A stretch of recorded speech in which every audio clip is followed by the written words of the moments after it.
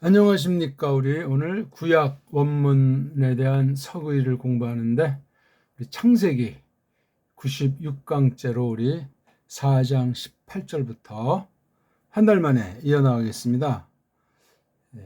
성경을 자세히 설명하는 것을 서의 그렇게 이제 붙이는 거죠. 근데 이제 원문 성경 가지고 한다는 거죠. 여기에 전제는 우리말 최고인 그 언문으로 직역한 우리말 성경도 깔려있는 그런 것을 전제로 서기가 성립하지 않겠습니까? 우리가 딴 나라 사람도 아니고 딴 나라 문자를 가지고 다루는 것이 아니기 때문에 그렇습니다.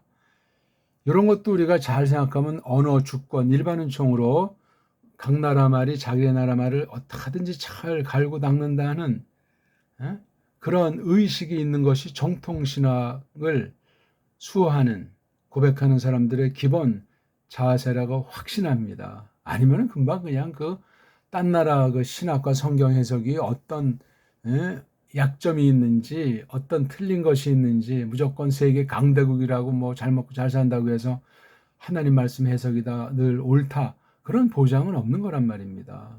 그런 면에서 지난 4, 5세기 동안 세계 제국주의 그 세력이 아직까지도 옷만 바꿔 입고 겉모습만 바꿔서 그렇게 하나님을 대적하고 온 천하를 어지럽히고 있는 사실을 알만한 사람은 알지 않습니까?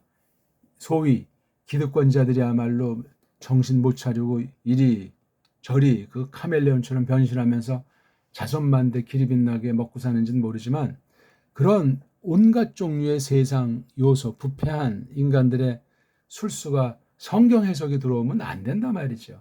교회는 세상으로부터 구별된 유일무이한 거룩한 사회이기 때문에 그렇습니다. 그런데 이미 원문 성경을 앞서 연구한 그 제국주의 세력이 자유주의 신학이라고 이미 다 옛날에 우리 얼마 안 되는 정통 보수파들은 그렇게 단정을 진 것 아닙니까? 다른 뭐 교리 문제라든가 딴 거는 이렇게 굉장히 학을 띠면서 열렬한 듯한데 원문 방면에선 꿀먹은 벙어리 아닙니까? 뭐가 정통신학이냐고요? 원문 방면에 대해서. 이거는 거의 완전히 뭐 사탄의 놀이터같이 무풍지대예요, 그냥. 그런 걸 우리가 알고 조심스럽게 공부를 이어나가 봅시다. 여러 가지 전제들, 우리 믿음의 전제부터 해서 신학, 교리의 전제들, 각 개인의 또한 상태들을 점검하면서 이 공부를 합시다. 자, 4장 18절로 일단 가서 한번 읽어봅시다. 바이 발레드 라 하노크 에트 이라드 브 이라드 얄라드 에트 무흐 야엘 우 무히 야엘 얄라드 에트 무트 샤엘 우 무트 샤엘 얄라드 에트 라메크. 여기 딱 봤을 때 느끼는 게 여기서는 무후야엘이라고 여기는 무히야엘. 요게 지금 이렇게 해서 요걸 이라고 했지만 여긴 요걸 우라고 했잖아요. 우. 다른 차이가 아니 여기는 요두고 여기는 바브라는 거예요. 뭐 신경 쓸 필요가 없는 것이고 요드랑 바브. 이게 과연 얼마만큼 큰 차이 날까? 예. 그러니까 이게 보면은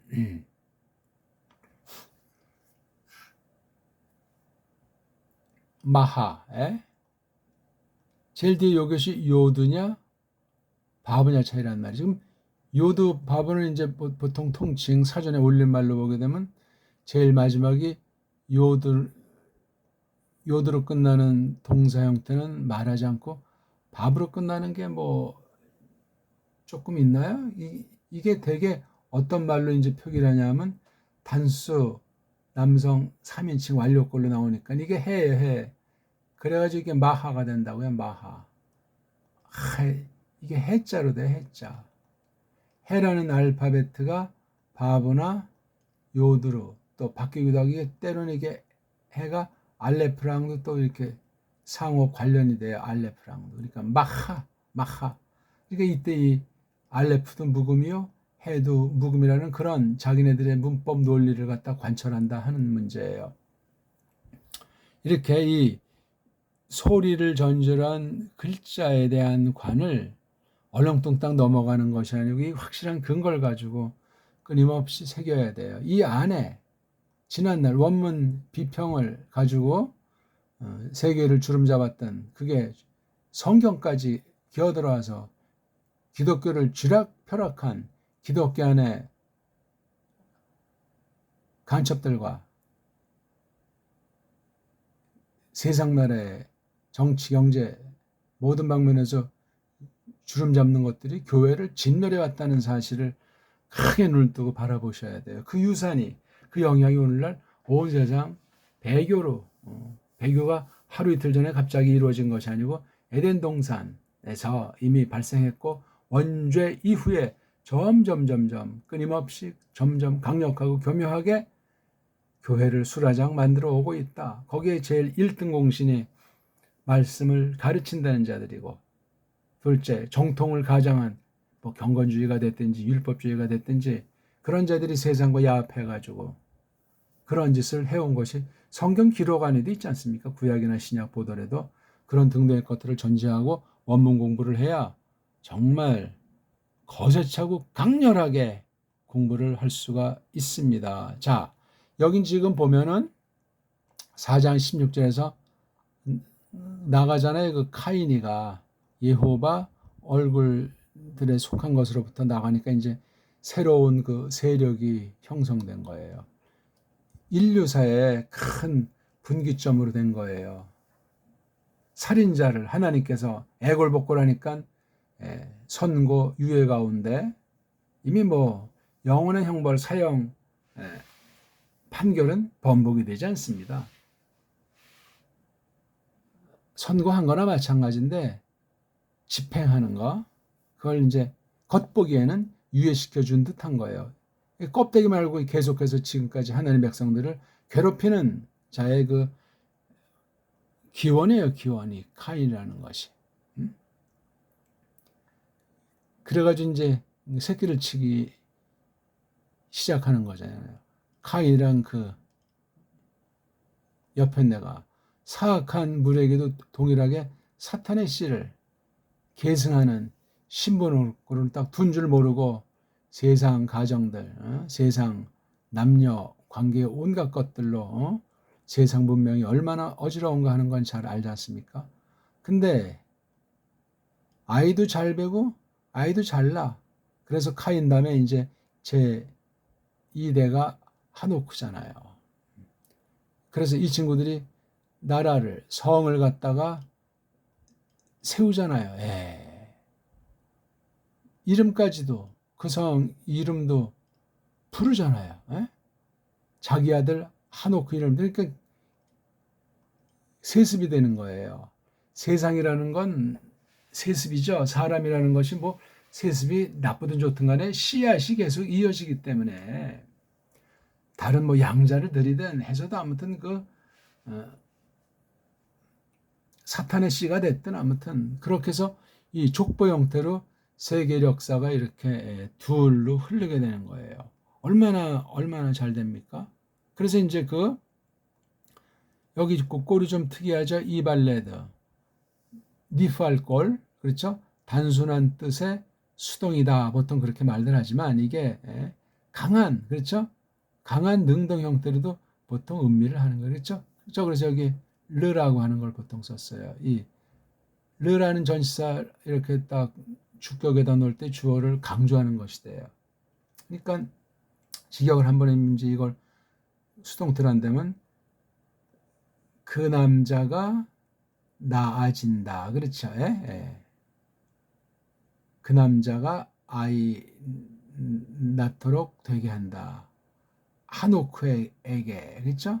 하노크에게 그러니까 이게 참 주어인데 그렇죠? 하노크에게는 아이나 지더라 이거예요. 그게 누구죠? 이르아드를 나아지게 하더라 하노크. 이게 직역에 조금 이게 자주 쓰이는 표현인데 요거 신경 쓰고 번역해야 돼요. 그러려고 원문을 하는 거지. 그러니까 하노크가 이 일화들을 낳았다는 것을 굉장히 고조하는 건데, 여기에 이제 하나님의 주권을 전제를 한 것도 있고, 또는 세상 아이들의 그 자손 문제, 씨앗 문제에 대한 아주 그들 나름대로 또 어떤 사람의 처지에서 강렬함이 있는 것을 볼 수 있다 하는 겁니다. 이건 원문을 봐야 생각이 나는 겁니다. 죽었다 깨나도 직역을 하지 않는 한 눈치를 챌 수가 없어요. 영어는 이런 것들을 또 어떻게 번역했겠어요? 그냥 여기 이게 단순한 능동태라고 요거 라멧 없는 주어를 놓고 번역을 했는지 잠깐 한번 봅시다. 4장 18절에 대한 킹 제임스 버전 경우가 어떻게 돌아가는지.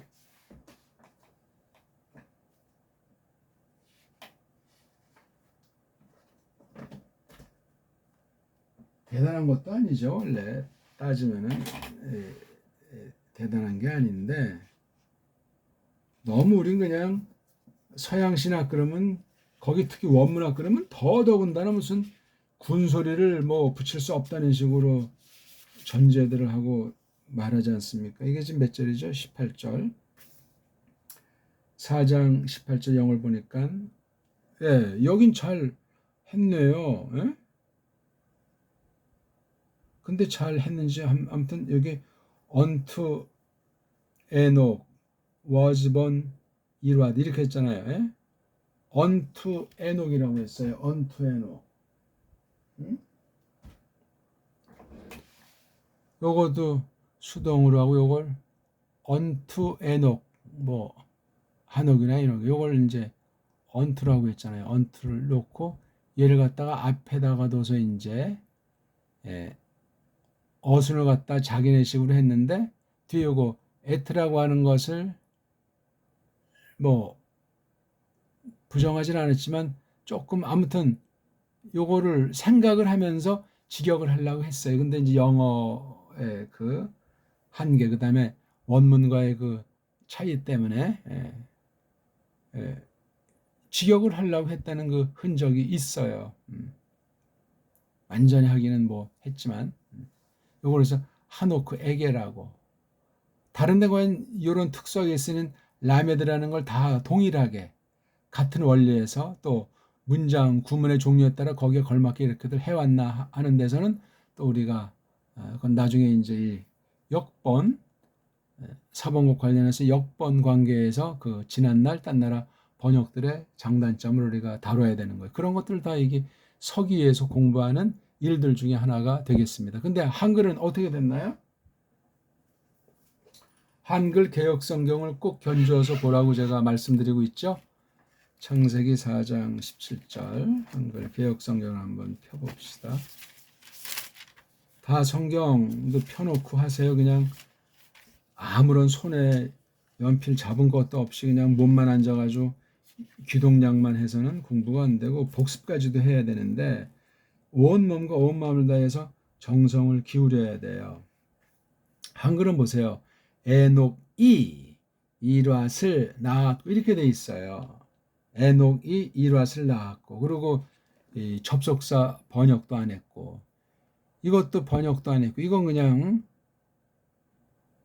능동으로 했고, 이것도 없고, 한글은 벌써 이게 완전히 엉망진창 번역인 거예요. 그런 상태인 줄도 모르고 어쩌고 저쩌고 해봤자 아닙니까? 킹 제임스 번역만도 못하고 그런 고민 자체의 흔적이 없어요. 그러니까 이게 처음은 그 성교를 살아온 아이들도 성경관이 어떤지 알만한 것이고, 우리나라 말에 대한 것도 잘 모르는 상태에 짬뽕으로 나온 것이 처음 개신교 첫 신구약 합본 1911년 성경이더라 이거예요. 정말 지금 100년이 넘도록 뭐라고 있는 겁니까? 한글 성경 번역이라는 게. 지금도 그냥 식민지하고 선교사 나부랭이들한테 그냥 쩔쩔매는 그런 현실인 거예요. 예? 미국 유학 갔다 오면 뭐 최고 권위 있는 양 그냥 어시 옵쇼 하듯하면서 신학교 강사를 드리고 말이지. 예? 큰 교회 강단을 갖다가 청병을 하고 바른 게 갖춰져 있으면 그게 무슨 문제가 되겠어요만은 성경관 자체가 없고 또 우리나라 특유의 그 식민지 노예 근성들이 수입 근성들이 꽉 깔려 있는 거예요. 이렇게 4대 매국에 대한 그 의식들이 없는지 모르겠어요. 교회는 세상 모든 것으로부터 홀로 서야 되잖아요. 그 영향권에 주눅들면 안 되는 거예요. 누가 됐든지 어떤 사상이 됐든지 어떤 나라가 됐든지 어떤 시대가 됐든지 그렇게 딱 진리 말씀으로 세워서 그렇게 주구장창 개개승승하는 게 성령님께서 진리의 말씀을 가지고 교회를 붙잡고 있는 거예요. 그거 콱 붙잡지 않으면 아무것도 아니올시다. 믿음의 근본이 있는지조차 의심을 품어야 돼요. 요 첫 번째 문장에 그런 고려들이 있다 하는 거예요. 직역을 해줘야 돼요. 직역을. 지금 한물 같지만 그 영국 교회만 하더라도 성경 영어 성경 번역사를 보면 그때 잠깐 16세기 전에서 잠깐 한 다음에 그냥 여지없이 점점 세상 애들에게 휘둘리고 세계주의, 세계 제국주의자들이랑 짝짝꿍한 그런 신학, 그런 번역이다, 그런 원문관이다 하는 것을 알면 되겠습니다. 그리고 이르하드가 여기는 이제 주어를 앞에 둬가지고 강조한 위치잖아요. 동사가 두 번째 왔으니까 이르하드가 아이 낳았다. 누구를? 무후야엘을. 무후야엘을. 이름이 어떤 뜻을 가졌다고 원문의 원자도 보면서 이걸 그냥 그 어떤 사전을 빌렸는지 어떤 뭐 주석을 받는지 해가지고 이름이 이 뜻은 뭐가 하면서 그 글자놀이 나가서 글자 장난하는 그런 경우들이 또 많아요. 그럼 좀 이제 원문을 알되 원문의 근본 어근의 뜻을 한다는 아주 그 나름 뻐기면서 말이지 웃기는 얘기예요. 구약의 어근을 알 수 없는 말들이 수두룩하고 안다고 해도 이러저런 거짓 인본주의 유대주의랑 로마주의의 그 헬라주의의 엉터리들이 막 세속의 그 방면과 짬빵이 돼가지고 막 그냥 부린 일들이 얼마나 많은지 아십니까? 그런 것들을 모르고 아무리 뭐 경건하게 뭐 성경을 설교하려고 신학 강의하려고 준비한다고 하는 그 속에도 이걸 정말 여러 가지를 늘 고려하고 검토하고 잘 찾아봐야 돼요. 기본적인 연장을 지니고 그것이 과연 그러한가 타당성을 또 확인하면서 지난날 초대교회 때부터 성경을 해석하는 원리로서 그 정통 교리에 대한 걸 잘 해석해내면서 그 원리 가지고 또 이 원문과 원문에 대한 해석과 말씀 선포를 준비를 위한 그 깡그리를 갖다가 이렇게 해 나와야 돼요. 서기를 위한 서기가 아니잖아요. 하나님의 뜻을 알기 위한 해석한 방면 중에 총화로서 그 서기라고 하는 걸 하는 거잖아요. 그렇죠? 서기를 하기 전까지 어떤 과정으로 성경을 연구하는 것이 있어야 되냐. 그 뒤에 이제 서기, 그 다음 이 서기한 뒤에 설교까지 요 과정, 이걸 흔히 뭐 주석이라든가 개인 뭐 연구라고 할 때 요걸 갖다가 놓고 그 다음 선포한단 말이에요. 선포의 타당 여부 그 결과를 봐야 되잖아요. 이 교회 말씀을 성령님이 선포하게 하셨다.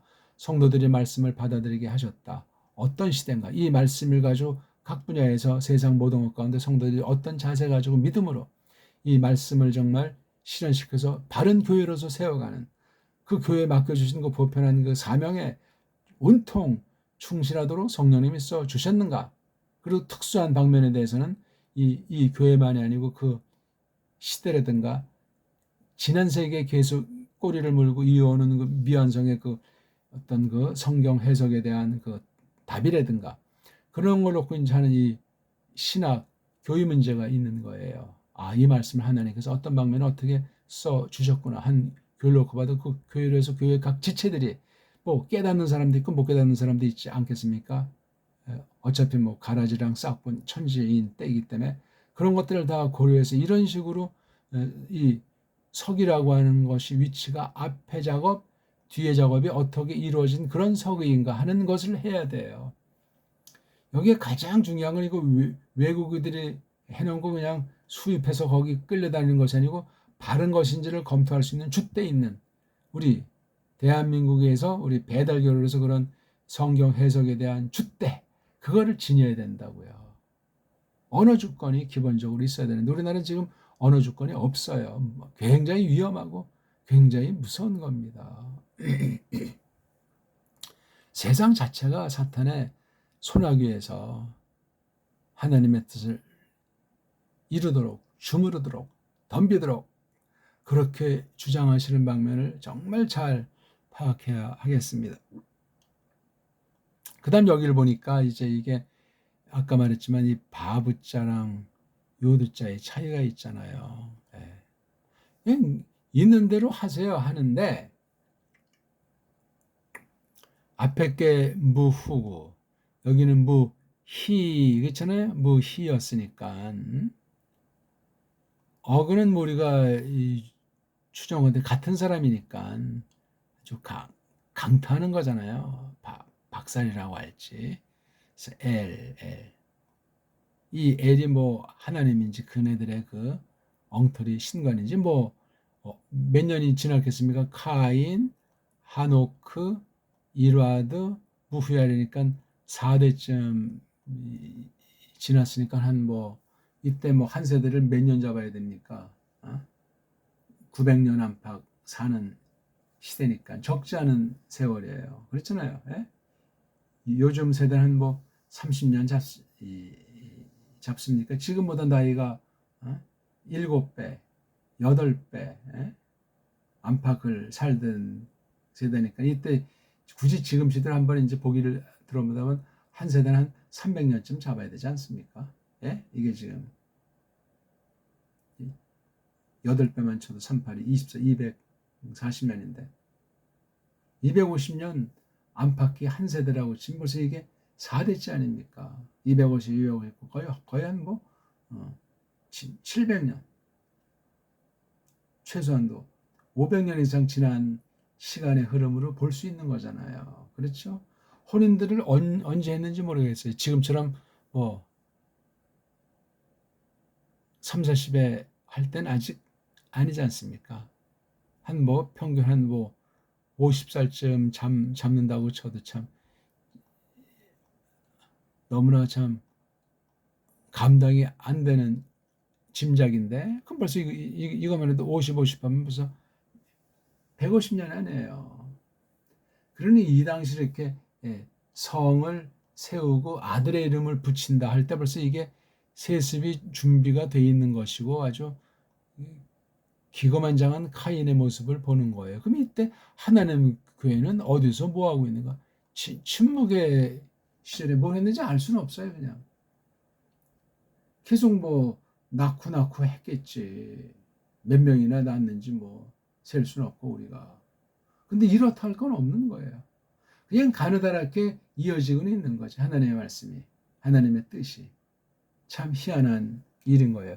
이렇게 이 당시도 그랬으니 오늘날이라고 뭐가 다를 게 있겠냐고요. 하나님께서 하나님 백성으로 계집의 씨로 그냥 내면 그냥 그렇게 흐르는 것이고 나머지는 다 그냥 뱀의 씨에 다 속해서 그렇게 굴러가고 있는 거예요. 교회를 합치고 해봐야 배교 시대는 건 어제나 오늘 이야기가 아니고 교회 안에 가라지들 천지인 건 어제 오늘 얘기가 아닌 거예요. 이런 큰 성경을 볼 때 그런 틀을 가지고 이 당시 세상에서 이제 이런 방식으로 육신으로 이런 방식으로 흐르고 있다는 거잖아요.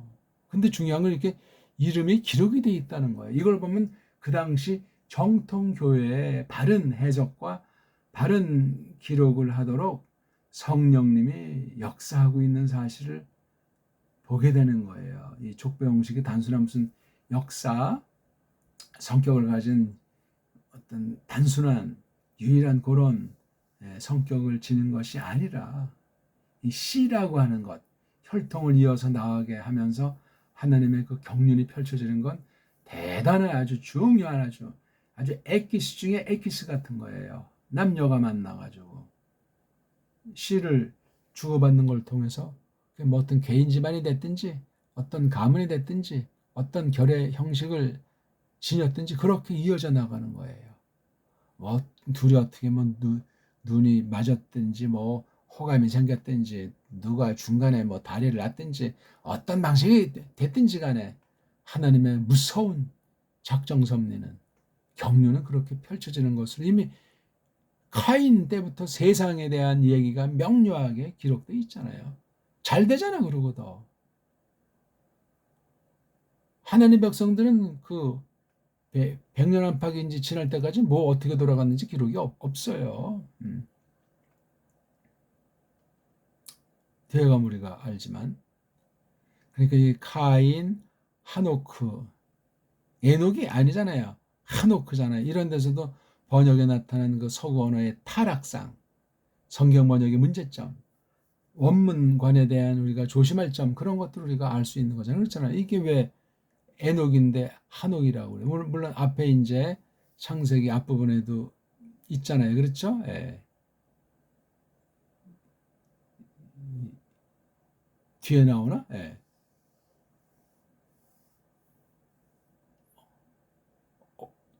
어디 나오죠? 아담이 누구 낳았다는 게 타락한 뒤니까 4장 이후에 나오겠구만요. 그때 우리가 찾으면 되고 한옥크. 그 다음에 여기 무후야엘 낳고 무후야엘 여기 또 다 지금 계속 동사 앞에 이름들을 뒀기 때문에 이 이름을 잠깐 생각하면 굉장히 강력한 거예요. 그리고 여기 하노크에게 태어난 일화 이건 좀 굉장히 주목할 만한 태어남이다 하는 것을 이렇게 한 문장으로 딱 독특하게 이렇게 쓴 거예요. 카인 뒤의 하노크라고 하는 자의 그 이모저모가 아주 원수가 어떻게 사용했는가 하는 걸 알 수 있고 이렇게 사람 이름들을 도치해서 동사 앞에 둔 이런 방식을 통해서 얼마나 온 세상이 캄캄했고 시커멓고 정통교회는 아담 교회를 갖다 짓이기고 있었을까? 겉보긴 뭐 살았다 하나 죽은 것 같은 뭐 그냥 신세를 못면하고 있는 하나님의 교회를 보게 되고 세상이 주구장창 번창하던 그 당시를 우리가 깊이 뒤에 신약과 오늘날의 세상 형편을 놓고 짐작하면서 책임질을 해야만 하겠다 그 말이 되겠습니다.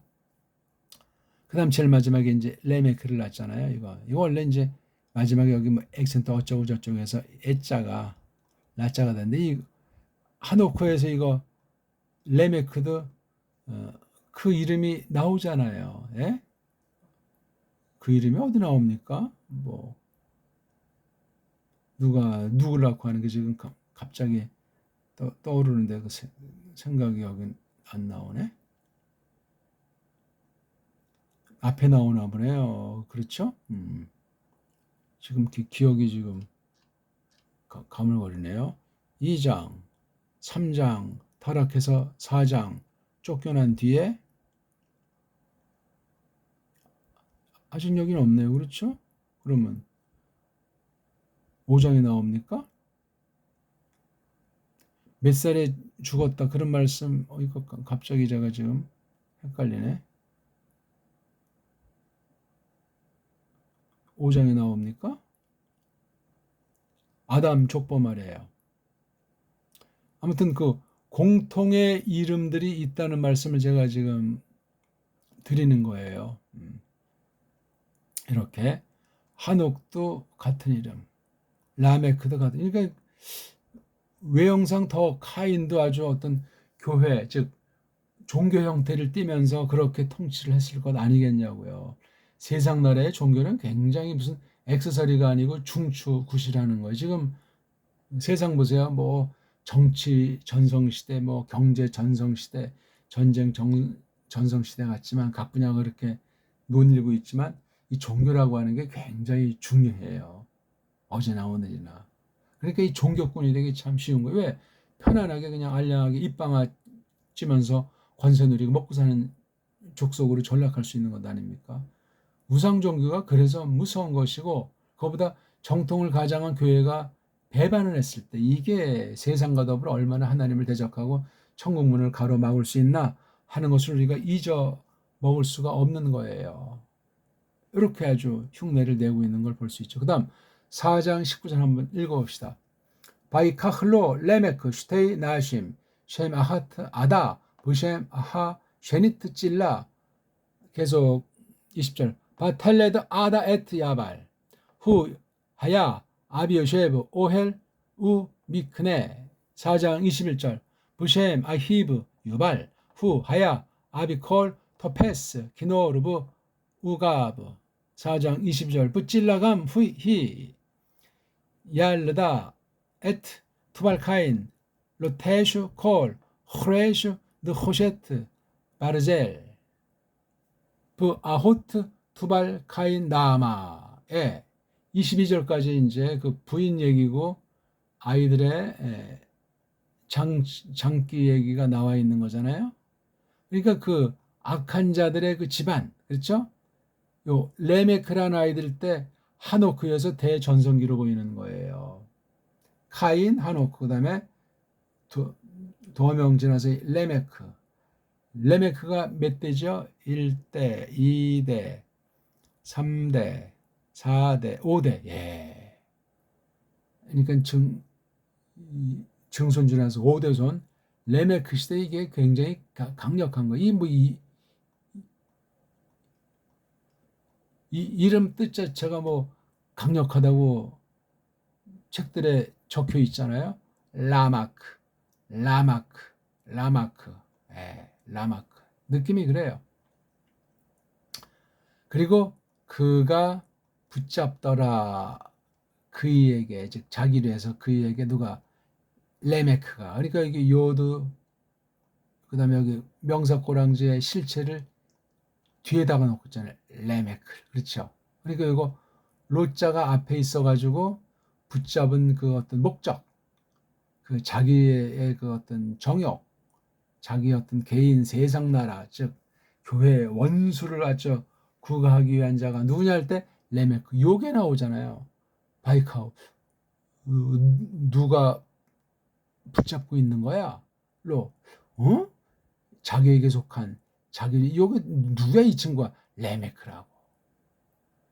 그러니까 붙잡는 게 새로운 것은 없을 텐데 새로운 그 혼인관을 마련한 거예요. 슈테이 둘을. 나심, 이건 이슈아의 복수거래. 그렇죠? 이슈아의 복수거래. 요거 알레프를 갖다가 이걸 생략하고 눈이라고 하는 걸 이렇게 붙인 거예요. 뒤에 임자는 복수예요. 그러니까 이슈아가 여성인데 여성용 복수를 이렇게 임이라고 하는 남성꼴로 주로 쓰이는 요걸 갖다 집어넣었어요. 재밌는 방식이에요. 예. 그러니까 이게 이슈라고 하는 것이 원래 이렇게 돼 있잖아요. 이게요. 이걸 줄이면 이제 이게 이렇게 되고 뒤에 해자를 붙여가지고 남성 단어에서 여성 단어가 되는데 요 사이에 이 눈자가 있는 거예요. 요거. 요도 대신 여기다 눈이라고 하는 것을 이렇게 하나 넣었어요. 이건 첨가시킨 거죠. 원래 있던 것이 드러났는지 소리를 또 부드럽게 하려고 눈이라는 소리가 그렇잖아요. 그 눈은 또 이게 발성을 봐도 좀 이게 눈이 부드러우면서도 앞으로 나오고 아주 이게 부드러운 듯하면서도 아주 굉장히 미치는 영향이 커요. 그 알파벳 하나하나가 신비한데 우리 정음으로 보면 이게 니은자 이렇게 써요. 그렇죠? 니은이 이렇게 위에서부터 흘러서 이렇게 딱 평평하게 이제 요건 서 있는 거고 요건 누워 있는 그 두 개의 합성이잖아요. 그렇죠? 이렇게 해서 이렇게 모음으로 치면 이자가 의자가 된 거니까 아주 약한 듯하지만 강한 맛이 있어. 우리 누에 있잖아요. 누에를 이렇게 누에 조그만 그 식물에 그 벌레 하나가 아주 비단을 만들어냅니까? 옷감을. 이걸 완전히 자연 옷감이에요. 자연 헝겊이라고요. 화학사가 아니야. 화약사는 그 사람을 피부병 또는 다른 데 영향시키는 이 석유 제품이에요. 오늘날은 화학 제품. 그게 뭐 명품이라고 두르고 하니 참 딱한 노릇이죠. 배달결은 예부터 참 좋은 옷을 선도해 왔는데 지금 다 완전히 그냥 짬뽕 난리 부르시잖아요. 누에. 우리 또 누이 있잖아요. 누나도 이렇게 됐기 때문에 굉장히 성품이 이렇게 누그러지잖아요. 그렇죠? 누룽지만 하더라도. 누룽지 하면서 코에 아주 구수한 냄새 납니까? 안 먹어본 사람은 본 적도 없는 그 신세대들은 그 놀라움을 몰라요. 누. 눈은 어때요, 눈? 사람의 눈 할 때 눈도 있고, 하늘에서 내려오는 눈 보세요, 눈. 예? 눈, 이렇게 눈. 종류가 있잖아요. 한방눈. 한방눈은 하늘 내리는데 벌써 글자 자체가 커. 예? 하늘이 더 그냥 굉장히 엄청나 보이잖아요. 펄펄 눈이 옵니다 하는 건 다 한방눈에 대한 거예요. 근데 어떤 거 막 쌀이 눈이 조그말수록 나이가 추운 거예요. 그렇죠. 바람까지 보라봐요. 살을 애이는 듯한 그 눈보라라고 하잖아요. 눈보라. 요즘 엉터리 한글 맞춤법쟁이는 비보라는 말을 만들어가지고 잘 쓰는 말도 아니지만 참 억지로 막 해서 우리 의식과 우리 문명과 우리의 존재를 갖다 파괴하는 일등 공신이 어떤 것보다 이 한글 맞춤법쟁이들이 한글 가지고 이렇게 장난질을 하더라 이거야. 책상머리에서 몇몇이 그냥 꾸렁꾸렁하면서 그냥 뭐 국립국어원에서 나오는 사전이 뭐 절대권이고 성경도 그 밑에 꼬북 노릇해야 됩니까? 성경 버전이 다 그냥 거짓된 주권이 없는 그 한글에다 기어들어가서 어떻게 교묘하게 세속주의가 거짓 인본주의 신학이 깔려 들어가는지 알고 있냐고요. 원문하더라도 그걸 분별하지 못하면 그 원문을 제대로 할 수가 없습니다. 말도 안 돼요. 이 레메크란 이름이 이게 부인이 최초에 2명이라고 이제 우리가 보게 되는 거예요. 그렇죠? 예. 살인에 이어서 카인의 5대손 레메크가 부인을 둘을 거느리게 됐어요. 그만큼 힘과 권세와 사탄의 손아귀에서 아주 천하의 그 깡패 아닙니까? 레메크. 이게 그 아담 후손 중에도 레메크가 있잖아요. 참 성경이 놀랍습니다. 놀랍죠. 아직 여기 뭐 몇 살 사는지 건 아직 언급이 안 되지만 여기 셈 나오잖아요. 셈이 이름이에요. 셈, 또 셈. 이 계집들이 둘 나오는데 지금 하바라고 하는 그렇죠? 아담이 붙여준 첫 번째 이름 하바. 이건 타락을 전제로 하고 또한 하바를 통한 계집의 씨앗으로 말미암은 구속을 예언한 거라고 하지 않습니까? 하바가 이게 생명이라는 뜻을 보통 우리가 지닌다고 말하지만 뭐 다른 뜻이 또 있다고 해도 마찬가지예요. 근데 이제 악인의 중에서 그 아하트 그 하나째 첫째 계집 첫 계집 이름이 아다. 이거 아주 뭐 잘생겼는지 팔등신 미인인지 아다. 꾸민다는 뜻 뭐 그런 거겠죠. 그 다음 하쉐니트 그 둘째 계집은 찔라. 이건 뭡니까? 찔라. 아다랑 찔라가 좀 이게 아인자랑 짜대기가 좀 제일 큰데 찔라. 이건 뭐 성깔 좀 있나요 이것도? 아무튼 많은 계집 중에 대단한 계집들 둘을 시시껄렁한 계집을 얻었겠습니까? 그럼 여기 카인의 부인 이름은 없어요. 누군지 몰라요. 아니 그럼 요 카인이 이때 쫓겨났을 때 또는 나가서 얼마의 세월이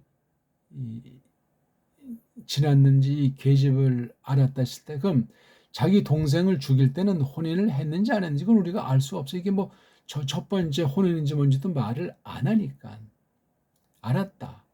아니 아무튼 요 계집은 누구 출신이에요? 카인이 혼인한 이 여인네는 이거 다 아담이 난 거예요. 그럼 이 시간이 이게 계집에 아이 낳으려면 적어도 어제 나온 일이나 뭐 시간이 흘러야 낳는 것 아닙니까? 성경이 이제 나중에 쭉 보더라도 그러니까 옛날엔 뭐 지금의 뭐 9배, 8배, 9배 살았으니까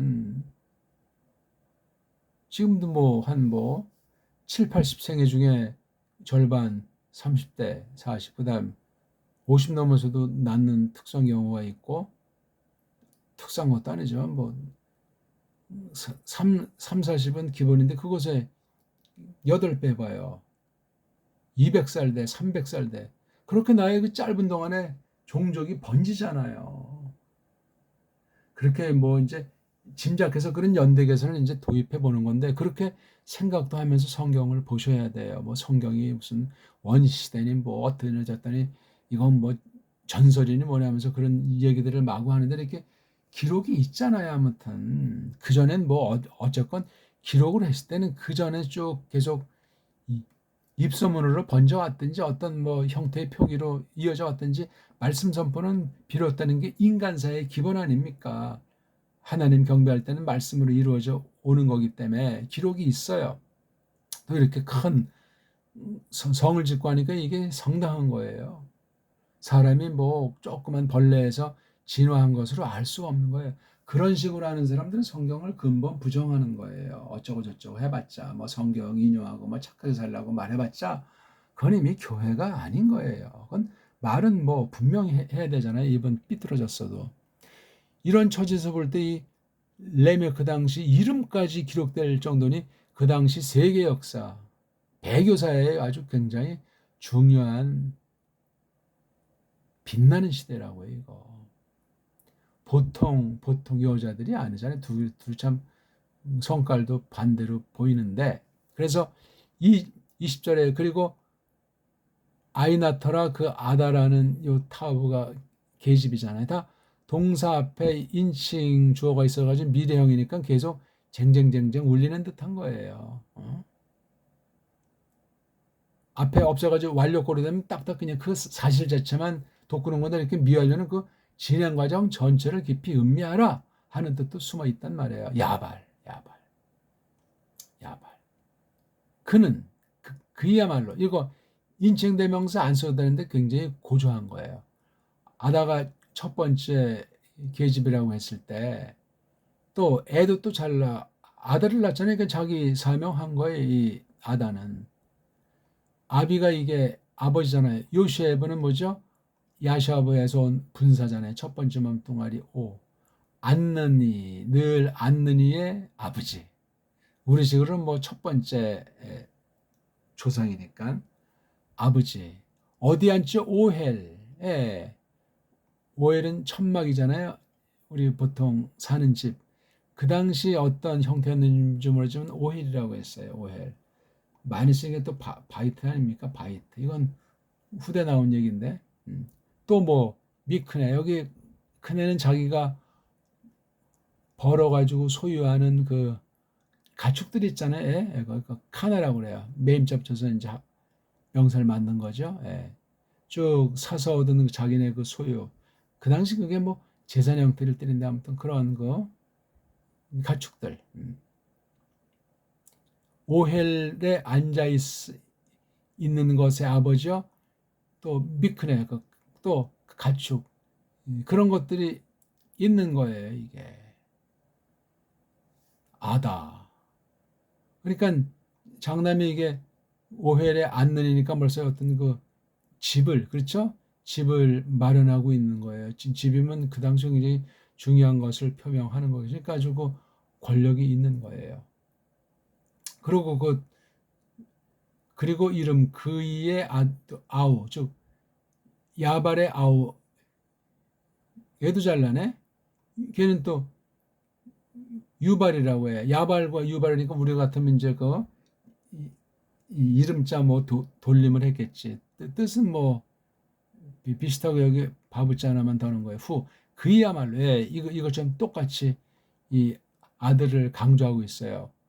무엇이었다 아버지 모든 토페스는 이제 꽉 손에 그 쥐는 거 전문가는 얘기죠. 키노르랑 우가브를 잡는 거.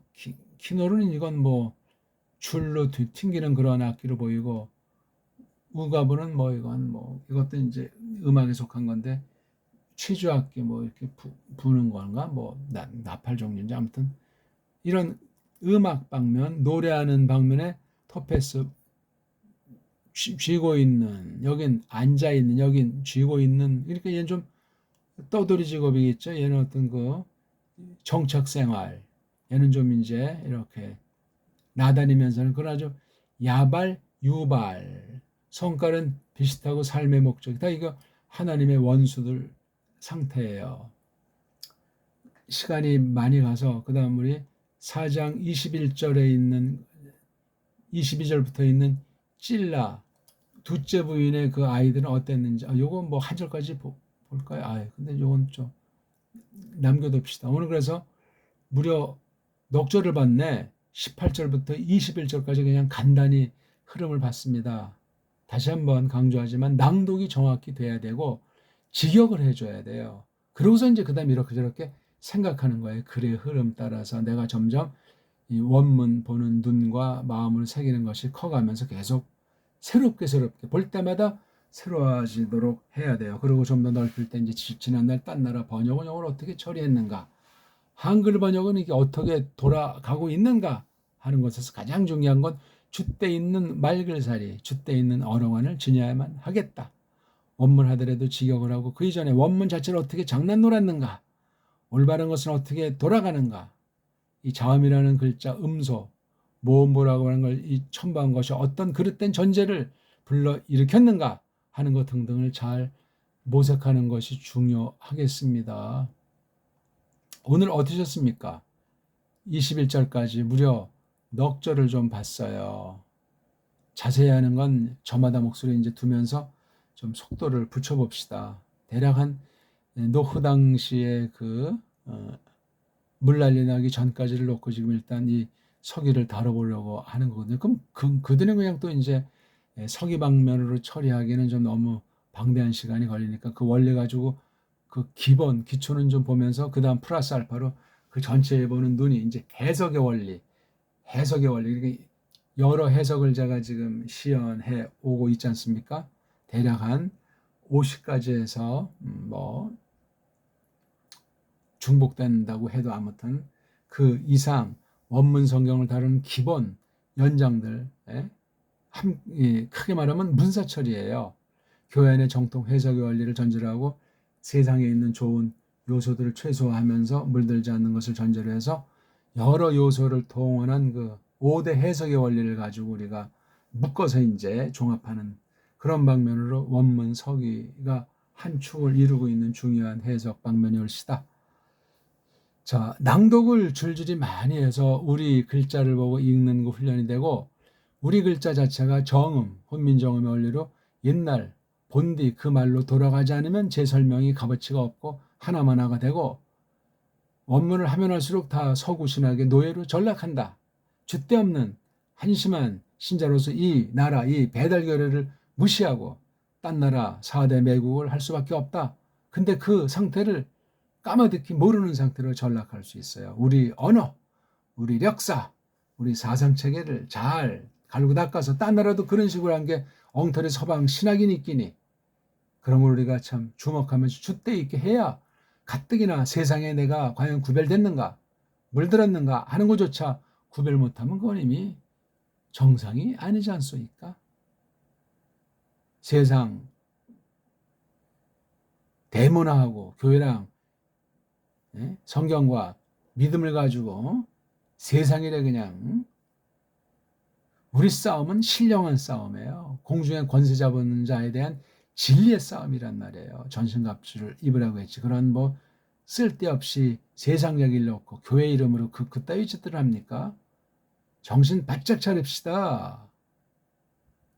사탄의 역사는 상상 못하게 변신해가지고 침투해서 공격을 합니다. 깨어 있어야 되고 말씀을 분별할 줄 알아야 되고 성령님을 쫓아서 늘 갈고 닦는 그러한 주권의 은혜 가운데에서 진리가 보존되고 계승된다는 사실을 거듭 말씀드리기 때문에 이 난세의 캄캄한 때에 정말 조심, 사람 조심, 또 조심하면서 거닐면 좋겠습니다. 고맙습니다.